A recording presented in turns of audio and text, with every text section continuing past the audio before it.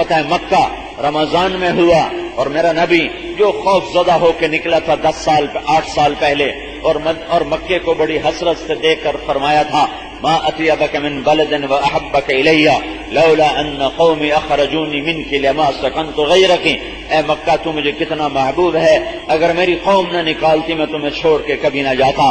تو میرے اللہ نے کہا ان الذی فرض علیک القرآن لرادک الی معاد، جس رب نے تیرے اوپر قرآن اتارا ہے وہ تجھے ایک دن مکے میں عزت کے ساتھ لائے گا، فاتح بنا کے لائے گا، تھوڑا صبر کر، تھوڑا انتظار کر۔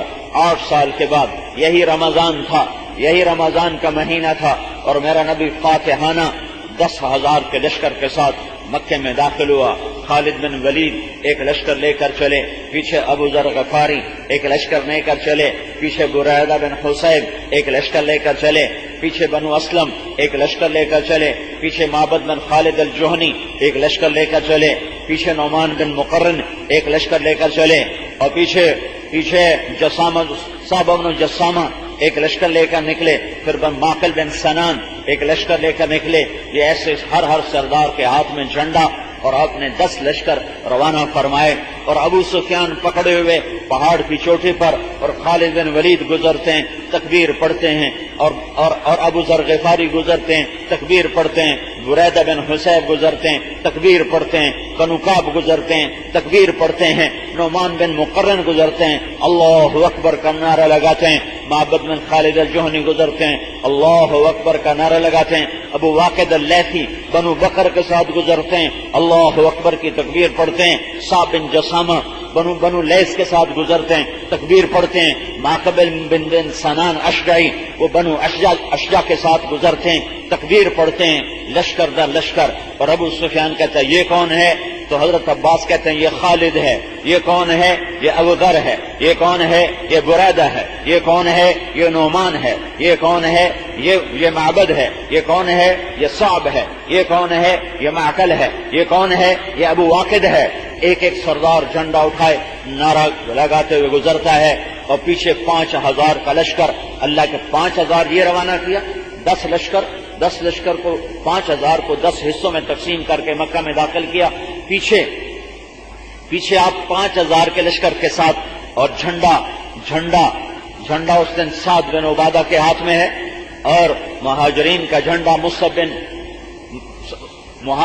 اسید بن حضیر رضی اللہ تعالیٰ عنہ وہ آپ کے دائیں طرف ہیں، اور ابو بکر صدیق آپ کے دائیں طرف ہیں، اور اسامہ بن زید آپ کی اونٹنی کے پیچھے سوار ہیں، اور جھنڈا سعد بن عبادہ رضی اللہ تعالیٰ عنہ کے ہاتھ میں ہے، اور عمر رضی اللہ تعالیٰ عنہ صفوں کو درست کرتے ہوئے چل رہے ہیں، اور ان کی کڑکدار آواز ہے، اور غبار اٹھتا ہے، اور غبار مٹی میں سارا دستہ چھپ جاتا ہے، حضرت عمر کی آواز گونجتی ہے، تو ابو سفیان پوچھتا ہے عباس یہ کیا مٹی اڑی ہے، یہ کیا غبار اڑا ہے؟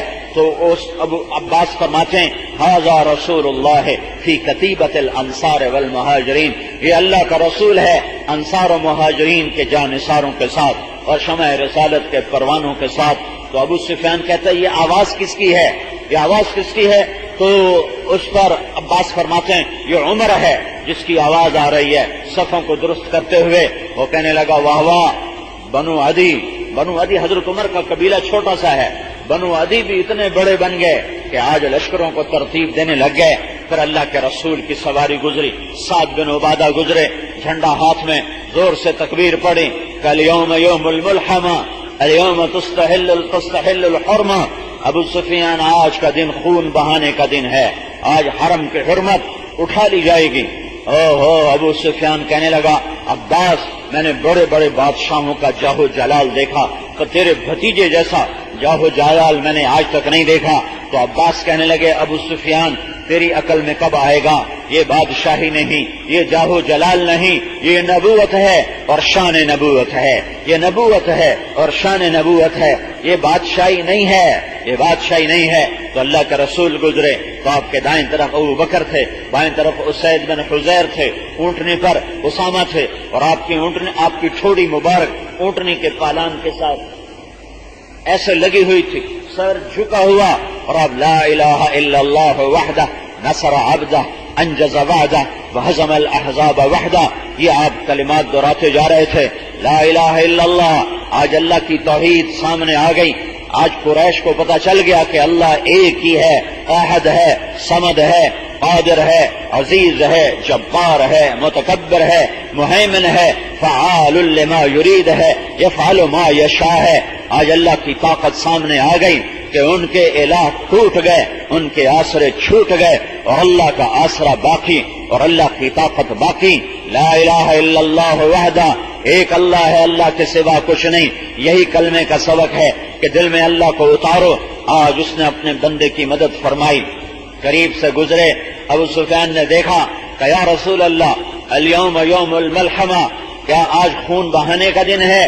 آپ نے کہا نہیں، الیوم یوم المرحمہ، آج تو رحم کرنے کا دن ہے.